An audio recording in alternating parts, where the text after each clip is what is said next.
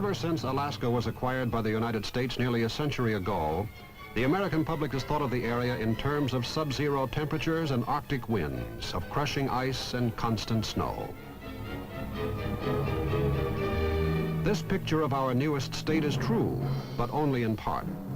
Alaska is considered a rugged land, and rightly so. Like saw's teeth, two lofty mountain ranges span its length from north to south, the Pacific and the Rocky Mountain systems. The face of Alaska is as varied as it is large. Steep mountain faces fall away to rivered valleys and sweeping plains. During the warmer months of the year, melting snows flood countless inland waterways.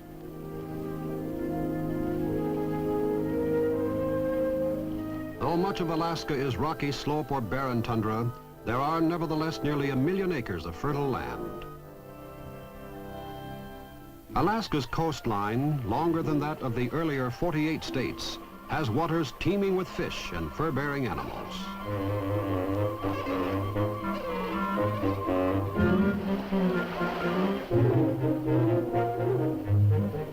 The best known of Alaska's big game animals are the bears, which are found in greater number here than in any other area of the world. For many inhabitants, reindeer and caribou are the sole source of food and clothing. Alaska's more than 1/2 million square miles constitute an area 1/5 the size of the continental United States. Russian Orthodox churches are a reminder today that until 1867, Alaska was populated by Russian settlers.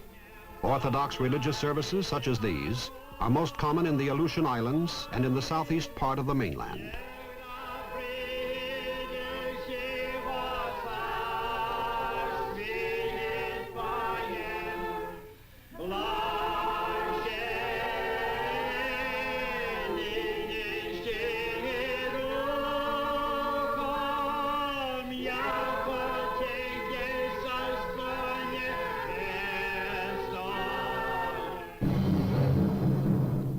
In 1855, the Russians first tried to sell this territory to the United States, but the transaction was not made until 12 years later, when Secretary of State Seward urged the Congress to purchase the area.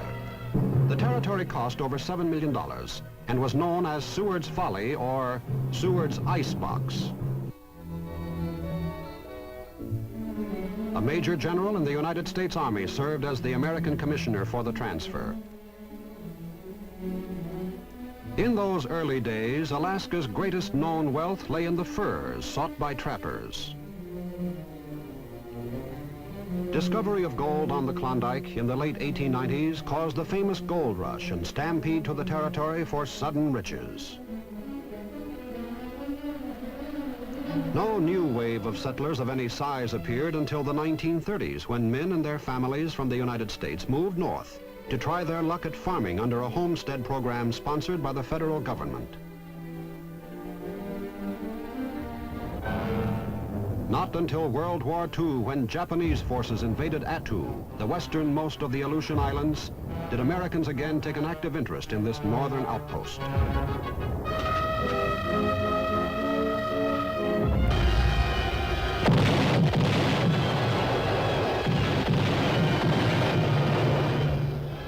American military forces were quick to throw out the invaders. Here at Attu, Agatu, and Kiska were the only scenes of land combat in North America during the war.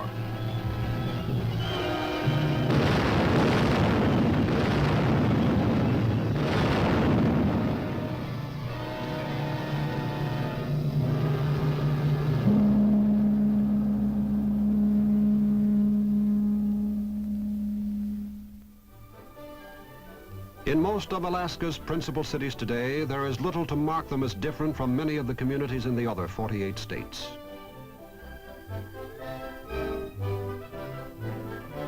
Suburban homes look very much like those found farther south in Washington and Oregon.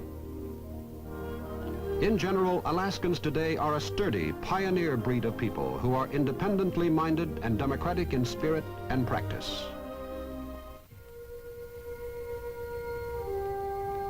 Totem poles, the distinctive work of Alaskan Indians, are graphic reminders of the new state's close cultural ties with the past. About 1/4 of the population is made up of Indians, Eskimos, and Aleuts. The Eskimos compose the most numerous native group. They are a friendly, helpful people if their customs are respected. They are very loyal American citizens, as their wholehearted support during World War II so clearly demonstrated.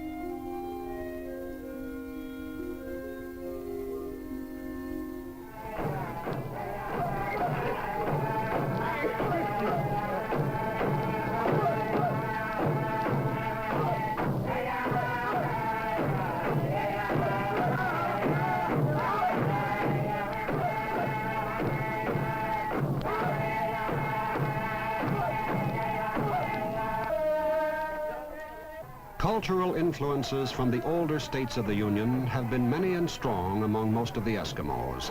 Nevertheless, their ancient traditions and customs are preserved today by the tribal elders to be passed on to succeeding generations.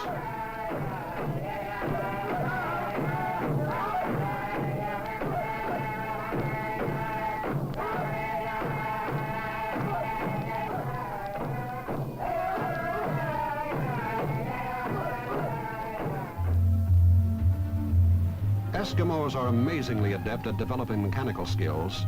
Today they perform many jobs that would have been unthinkable a generation ago. Eskimos play a large share in helping to meet the demands of the labor market in this largest and most underpopulated state.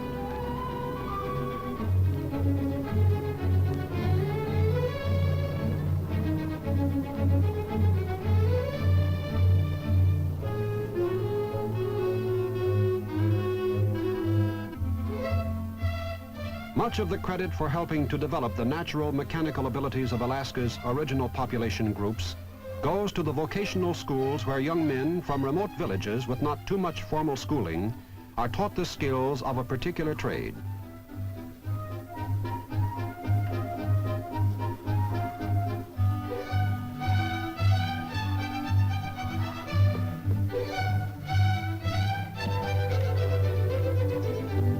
All but those Alaskans living in the most remote areas have schools readily available to them. The majority of schools in the state today are rural. Every city of any size has a high school. Most are modern buildings with all the facilities found in the better public schools in other American cities. Teachers in Alaska's school system compare favorably in ability with their counterparts in our other states. High school students after graduation may go on to the University of Alaska in Fairbanks. Anchorage is soon to have its own university. Alaskans celebrate all American holidays and a few of their own, when sports like Eskimo blanket tossing are enjoyed. Most sports and spectacles from basketball to stock car racing are typically American.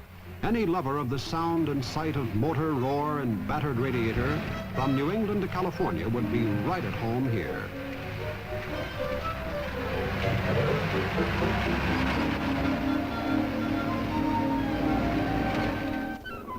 Even the younger generation is as car-minded as their junior contemporaries hundreds of miles to the south.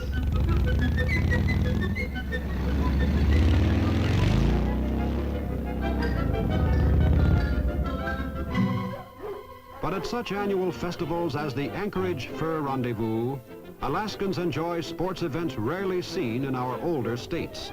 In many parts of Alaska, dog sleds, even today, provide the fastest and most efficient means of transportation. Fishing is Alaska's principal industry, bringing in $80 to $90 million a year.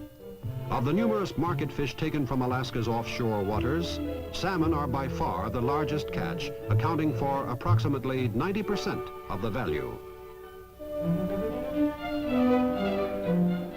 The fishing industry, both catching and canning, is the source of livelihood for approximately 30,000 people. Alaskans today are working to help the salmon industry regain its former strength.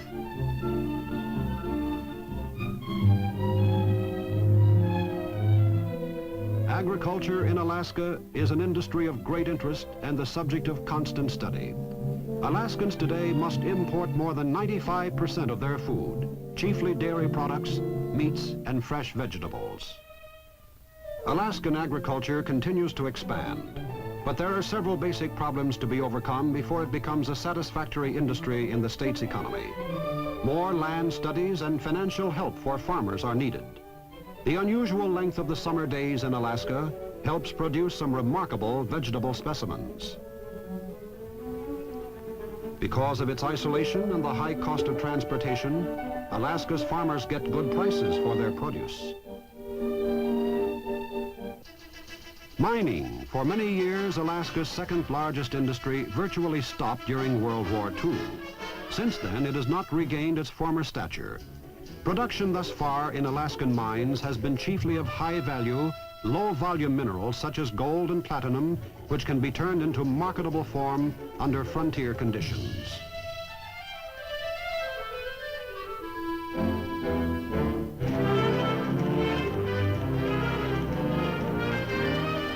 Although the United States paid Russia a little more than $7 million for Alaska, more than $700 million has been mined in gold alone. Oil exploration and drilling went on for years before 1957, when oil in promising commercial quantities was discovered in the Kenai Peninsula not far from Anchorage. Within 2 months after the discovery well came in, more than 8 million acres of land were leased for continued oil prospecting and exploitation. Black gold may prove to be one of Alaska's most valuable natural resources.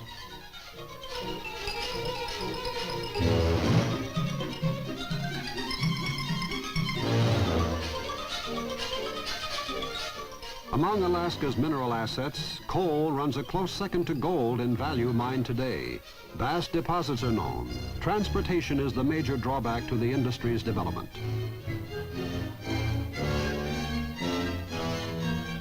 Alaska's commercial timber is contained in 2 great national forests, the Tongass in the southeastern part of the state and the Chugach near Anchorage. Because the demand for Alaska's timber products exceeds production each year, great opportunity for expansion exists in lumbering.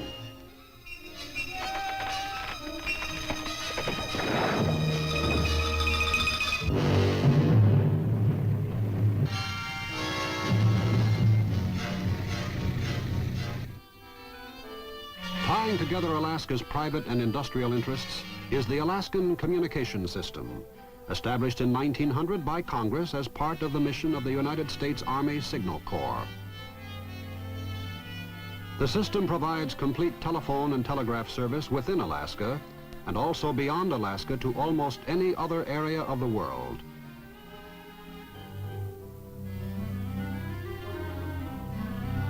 The worst bottleneck in the development of Alaska's vast natural resources is the lack of land transportation. A little more than 5,000 miles of roadway exists, and less than half of that is considered first class. The Alcan Highway, built during World War II by Army engineers, is the only land link with the rest of the United States. An all-year, all-weather highway, it runs from British Columbia in western Canada to Fairbanks in the heart of Alaska.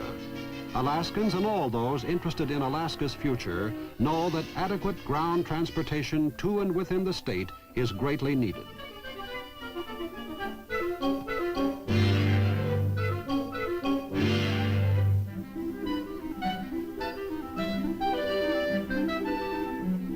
Alaska's only railroad is owned and operated by the United States Department of the Interior. It furnishes year-round freight and passenger service to all points along the line between the cities of coastal Seward and inland Fairbanks.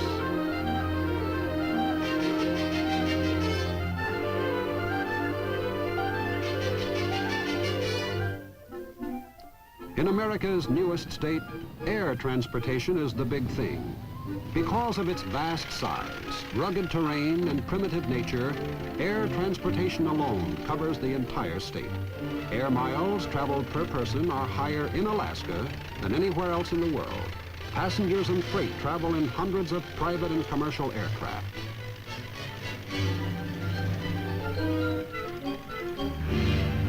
Almost 1 out of every 3 planes in Alaska is a seaplane.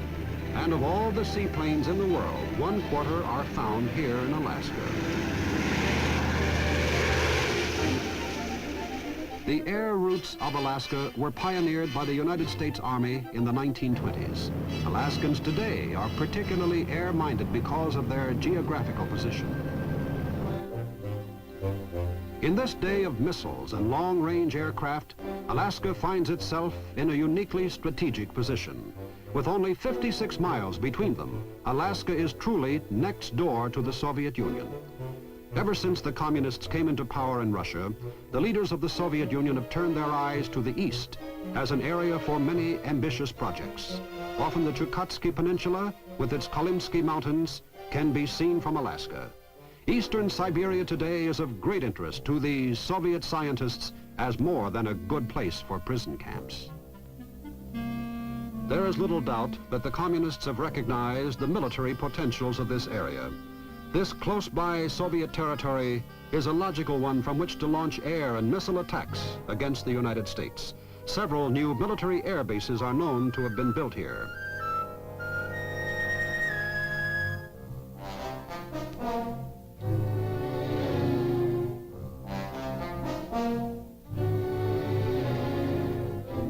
With so much of the Soviet Union lying within the Arctic Circle, the communist military machine has a large manpower pool supplying fighting men familiar with the Arctic snow and bitter cold.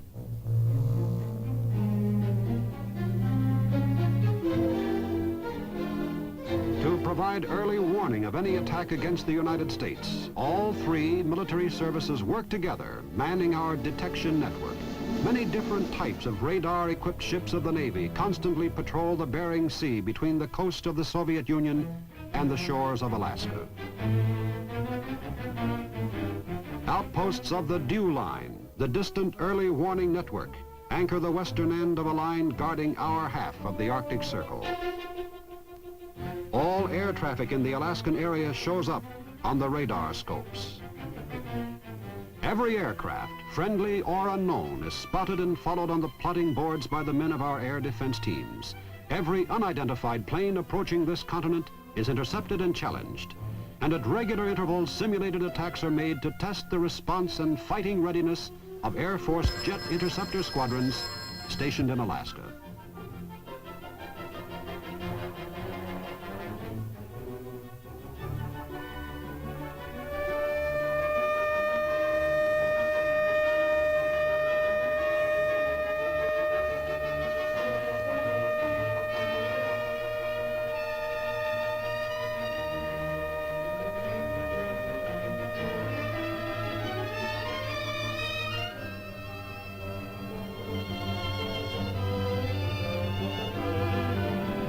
Each military service in Alaska contributes to the nation's total defense in ways it is best qualified. In addition to helping maintain our radar detection network, the Navy provides logistical support for Army and Air Force units in Alaska. With only one railroad serving the entire state, much of the burden of supplying our military forces is carried by the Navy. Once ashore, the bulk of the supplies are moved by the Army in whatever vehicles best suit the terrain. Snow trains are frequently the only means of transport supporting the men stationed in remote Arctic and subarctic outposts. Lessons learned in World War II and the Korean War showed that the Army's capabilities for combat were weakest in cold weather climates. These experiences showed that men and equipment must be extensively trained and tested in northern latitudes to provide combat-ready cold climate forces. Long-ranging patrols are carried out by Army combat units of different sizes to provide living and working experience under difficult weather conditions. While these patrols are carried out chiefly for training purposes, they frequently prove to be the most reliable and often the only source of information concerning the remote regions of the new state.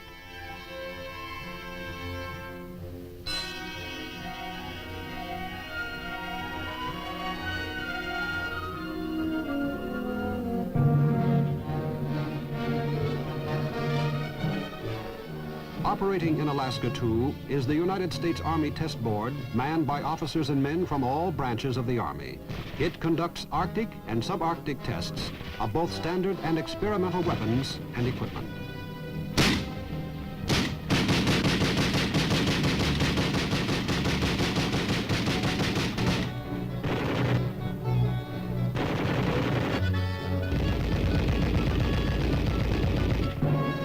maintenance of a combat-ready army to fight in all types of war is the chief concern of the men who guard our northern outposts. Members of the Alaskan National Guard are welcome comrades in arms. These units, composed of Eskimos and Indians, are unique. Members of these battalions are scattered among the native villages along the northern and western edges of Alaska. They are organized into units varying from squad to platoon strength. Their native ability to operate in remote and extremely cold areas makes them particularly well suited for their mission of reconnaissance, surveillance, and patrol in the areas assigned to them. In addition to gathering information, the members of the Alaskan Scouts could act as harrying forces in the event of an enemy invasion.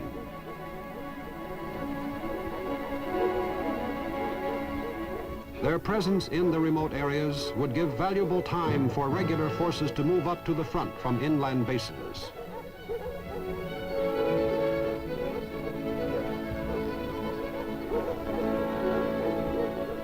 To many of these men, the mythical enemy of this tactical problem is quite real.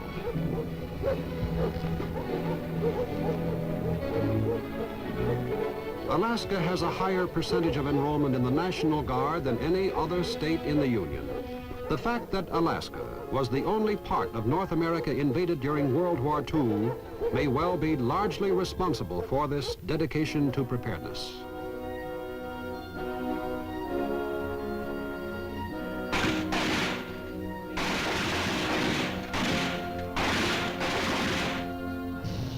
The Army, too, shares in the air defense job in Alaska.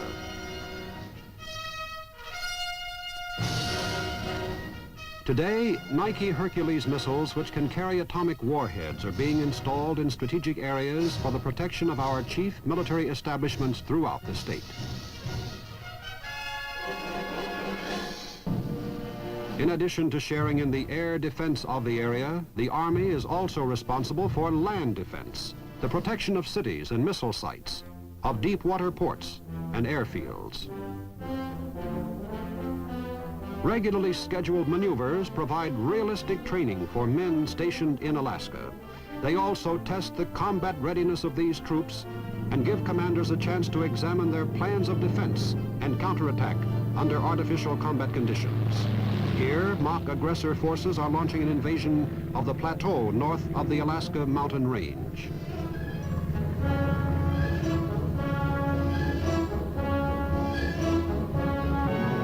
When news of the invasion is received, 2 battalion combat teams closest to the point of attack are sent out to engage the aggressor forces and to destroy them. Playing the part of aggressors, these Army paratroops are learning their jobs against the day when they may be called upon to jump into these same hills to counter a real enemy airborne landing. Where the nearest railhead is hundreds of miles away, where even rudimentary roads are non-existent, the fastest and frequently the easiest method of supply is by air.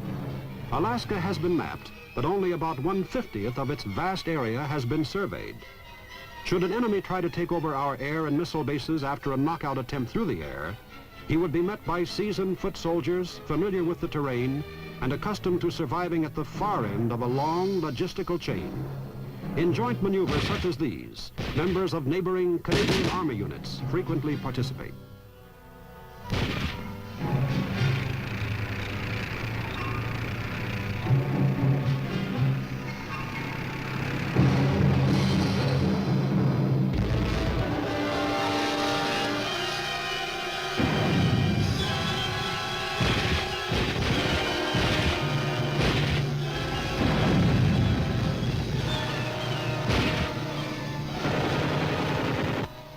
The importance of Alaska from a military standpoint was realized during World War II. Today, in an era of guided missiles, supersonic planes, and new concepts of strategic areas, there is little doubt of the size and gravity of the job being done by the men who maintain our northern ramparts. Alaska has also been regarded as America's last frontier. a land that has long held the imagination of pioneers and empire builders who sought and found opportunities here. Our newest state, it also offers the greatest extremes.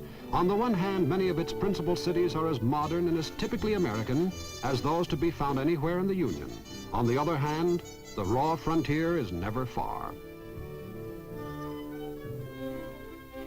For here in the shadow of shops and office buildings lies the boundary of virgin wilderness. In rivers fed by icy rivers of melting mountain snow, the fish are as big and as plentiful as any in the grandest dreams of seasoned fisherman or hopeful boy. Unquestionably, Alaska is the last great land frontier of the United States. Here undoubtedly lies a realm of opportunity for those seeking new worlds to conquer. There is vast wilderness to tame, great distances to bridge, uncounted resources to locate and use. At one time or another, Alaska has attracted all kinds of people, fur trappers and gold hunters, adventurers and gamblers, and later explorers, scientists, farmers, and businessmen. Many who came soon left, but the real pioneers stayed on. And today, more and more people are finding this a land of promise and opportunity. Alaska, our outpost of democracy and the 49th of our United States. Alaska today is a vast and potentially wealthy area. From a military point of view, Alaska did not come into its own until World War II. But now, in this age of long-range missiles and aircraft, the polar concept leaves little doubt about the magnitude of the responsibilities of our armed forces in Alaska, the guardians of our northern frontier. Now, this is Sergeant Stuart Queen, your host for The Big Picture. $1 million, and was known as Seward's Folly or Seward's Icebox. A major general in the United States Army served as the American commissioner for the transfer. In those early days, Alaska's greatest known wealth lay in the furs sought by trappers. Discovery of gold on the Klondike in the late 1890s caused the famous gold rush and stampede to the territory for sudden riches. No new wave of settlers of any size appeared until the 1930s, when men and their families from the United States moved to the mainland.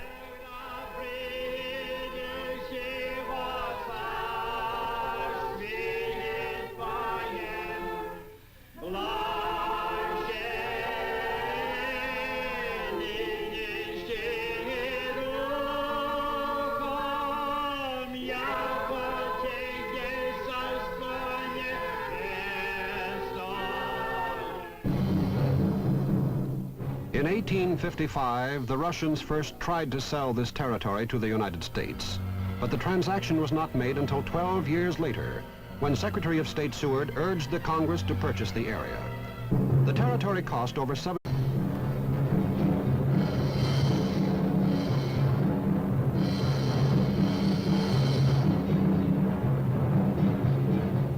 Ever since Alaska was acquired by the United States nearly a century ago, the American public has thought of the area in terms of sub-zero temperatures and Arctic winds, of crushing ice and constant snow. This picture of our newest state is true, but only in part. Alaska is considered a rugged land, and rightly so.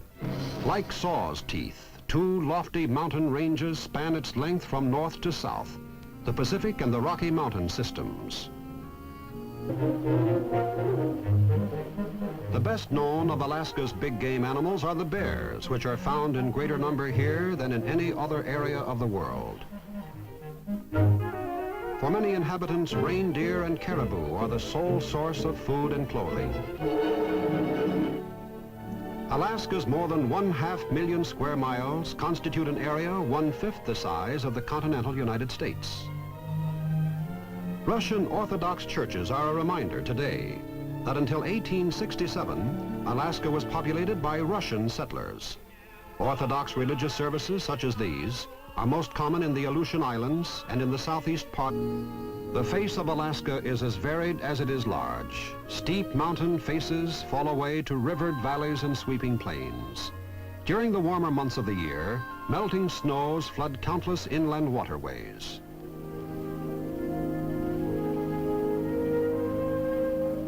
Though much of Alaska is rocky slope or barren tundra, there are nevertheless nearly 1 million acres of fertile land.